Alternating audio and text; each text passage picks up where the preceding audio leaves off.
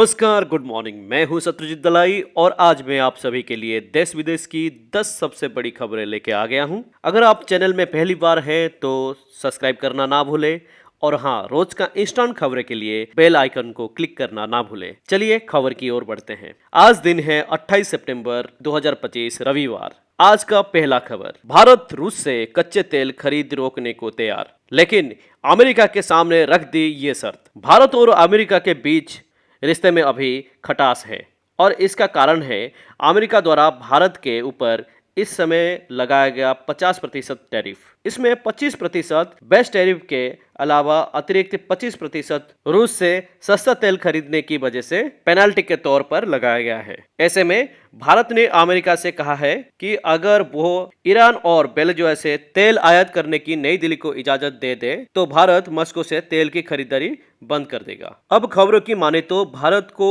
इस तरह का सस्ता तेल ईरान और वेनेजुएला से भी मिल सकता है। ब्लूमबर्ग की रिपोर्टों के मुताबिक इस हफ्ते अमेरिका दौरे के समय भारतीय अधिकारियों ने ट्रंप प्रशासन के सामने तेल आयात के मुद्दे पर जोरदार तरीके से अपना पक्ष रखा। उन्होंने अपने सुझाव में कहा कि रूस से तेल की खरीद में कटौती के लिए भारतीय रिफाइनरीज को वाशिंगटन की तरफ से ईरान और वेनेजुएला से तेल आयात करने की इजाजत की आवश्यकता होगी, क्योंकि इन दोनों देश पर इस समय अंतर्राष्ट्रीय प्रतिबंध लगे हुए हैं। नंबर 2 में, अमेरिका या कनाडा में कदम रखकर दिखाओ। मोदी का जेम्स बॉन्ड डोभाल को खालिस्तानी पन्नू का चैलेंज। जवाब देखने वाला होगा। खालिस्तानी अलगाववादी और अलगाववादी समूह सिख फॉर जस्टिस के संयोजक इंद्रजीत सिंह गोसल ने कनाडा की एंटारियो जेल से जमानत पर रिहा होने के तुरंत बाद एक भड़काऊ वीडियो जारी किया। उन्होंने अपने सहयोगी गुरपतवंत सिंह पन्नू के साथ मिलकर राष्ट्रीय सुरक्षा सलाहकार अजीत डोभाल को एक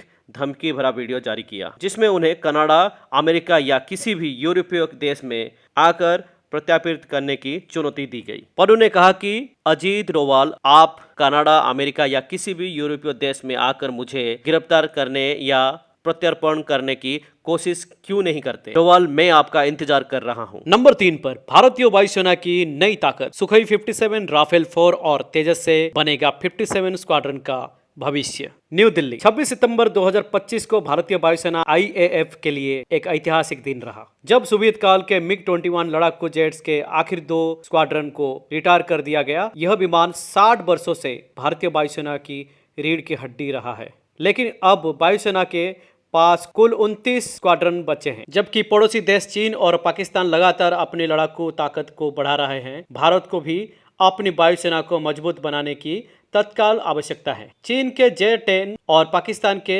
JF-17 तथा 5वीं पीढ़ी के लड़ाकू विमानों के मुकाबले में भारत को अपनी लड़ाकू क्षमता को अपग्रेड करना अनिवार्य हो गया है। हाल ही में 5वीं पीढ़ी के लड़ाकू विमानों पर चर्चा तेज हुई। अमेरिका ने F-35 लड़ाकू जेट का प्रस्ताव दिया है, वहीं रूस ने अपने अत्याधुनिक सुखोई 57 का ऑफर रखा है। रूस का यह प्रस्ताव खास इसलिए महत्वपूर्ण है क्योंकि इसके तहत सुखोई 57 के निर्माण का काम भारत के HAL यानी हाल नासिक प्लांट में किया जाएगा। इस तरह भारत न केवल अत्याधुनिक विमान प्राप्त करेगा बल्कि मेक इन इंडिया पहल को भी बल मिलेगा। भारतीय वायुसेना 63 सुखोई 57 विमानों की खरीद पर गंभीर से विचार कर रही है। ये विमान AESA radar, air to air मिसाइलों से लैस होंगे और भविष्य में भारत की एयर डिफेंस क्षमता को नया आयाम देंगे। नंबर 4 पर, एक भी बचना नहीं चाहिए। आई लव मोहम्मद पर बढ़ते विवाद के बीच CM योगी का पहला बयान। राज्य bureau Lucknow, I love Muhammad को लेकर बढ़ते विवाद के बीच मुख्यमंत्री योगी आदित्यनाथ ने उपद्रवियों को बेहद कड़ी चेतावनी दी है। कानपुर, उन्नाव, मुरादाबाद, बरेली, मऊ और अन्य जिले में मुस्लिमों समुदाय के उग्र प्रदर्शन व भड़काऊ नारेबाजी की घटनाओं पर नाराजगी जताते हुए पुलिस अधिकारियों को निर्णायक कार्रवाई का निर्देश दिया है। कहा, एक भी उपद्रवी बचना नहीं चाहिए। दशहरा बुराई व आतंक के दहन का पर्व है। कार्रवाई के लिए किसी और समय की प्रतीक्षा न करें। कार्रवाई का यही समय है, सही समय है। शासन के स्पष्ट आदेशों का फील्ड पर पूरी तरह से पालन कराया जाए। योगी ने शुक्रवार रात कानून व्यवस्था की समीक्षा बैठक में कहा, उग्र प्रदर्शन और भड़काऊ नारेबाजी प्रदेश का माहौल खराब करने की सुनियोजित साजिश है। जिसे कतई स्वीकार नहीं किया जाएगा। ऐसे सभी मामलों में तत्काल एफआईआर दर्ज की जाए। आयोजकों व मास्टरमाइंड की पहचान कर उनकी संपत्ति तक की जांच हो। जुलूस व प्रदर्शनों से अराजकता फैलाने वाले उपद्रवियों को सरकार कुचल देगी। इन जुलूसों में शामिल एक भी उपद्रवी बचना नहीं चाहिए। जातीय संघर्ष भड़काने की कोशिश पर पूरी तरह लगाम लगाई जाए। नंबर 5 पर भारतीय फौज से खौफ में आतंकी, बदल डाला अड्डे का ठिकाना। अब लश्कर यहां बना रहा है टेरर कैंप। जैसे ही मोहम्मद और हिजबुल मुजाहिदीन के बाद अब पाकिस्तान प्रायोजित और संयुक्त राष्ट्र की ओर से प्रतिबंधित आतंकी संगठन लश्कर ए तैयबा ने भी अपनी नेटवर्क पाकिस्तान अधिकृत कश्मीर और पंजाब से हटाकर गहराई में खैबर पख्तूनख्वा में शिफ्ट करना शुरू कर दिया है। खुफिया रिपोर्ट और 22 सितंबर को सामने आई तस्वीर के वीडियो से लश्कर लोअर दीर जिले के कुंभन मैदान क्षेत्र में नया आतंकी परीक्षण और ठहराव केंद्र मरकज जिहाद ए अक्सा बना रहा है। यह स्थान अफगानिस्तान की सीमा से महज 47 किलोमीटर की दूरी पर है। सूत्रों के अनुसार इस नए केंद्र का निर्माण जुलाई 2025 में ऑपरेशन सिंदूर के 2 महीने बाद शुरू हुआ। अब तक पहली मंजिल का ढांचा खड़ा हो चुका है और छत डालने का काम चल रहा है। यह केंद्र लगभग 4600 वर्ग फुट क्षेत्र में बनाया जा रहा है और इसके ठीक बगल में लश्कर की नई बनी जमिया अहले सुन्नत मस्जिद स्थित है। लश्कर की पुरानी रणनीति है कि मस्जिदें और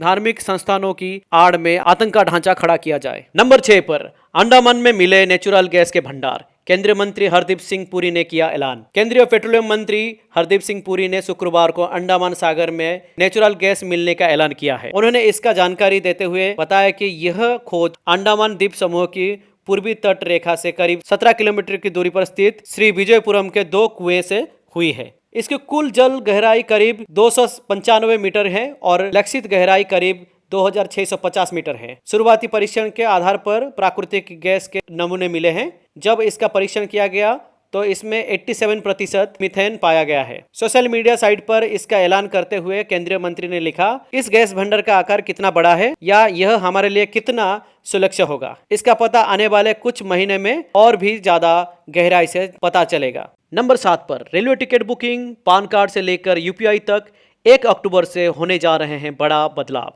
सितंबर का महीना अब खत्म होने को है और नया महीना अक्टूबर कई बड़े बदलावों के साथ दस्तक देने जा रहा है। 1 अक्टूबर 2025 से लागू होने वाले ये बदलाव सीधे आपकी जेब और रोजमर्रा जिंदगी को प्रभावित करेंगे। रसोई गैस सिलेंडर के दाम से लेकर रेलवे टिकट बुकिंग, पेंशन नियम, यूपीआई ट्रांजैक्शन और बैंकों की छुट्टियों तक हर मोर्चे पर नए नियम लागू होंगे। त्योहारों के मौसम में जहां खर्च बढ़ना तय है, वहीं इन बदलाव का असर आपके बजट और योजनाओं पर भी साफ नजर आएगा। आइए जानते हैं कौन से नियम बदलने जा रहे हैं। रेलवे टिकट बुकिंग का नया नियम। धांधली पर लगाम लगाने के लिए रेलवे 1 अक्टूबर से टिकट बुकिंग नियम बदल रहा है।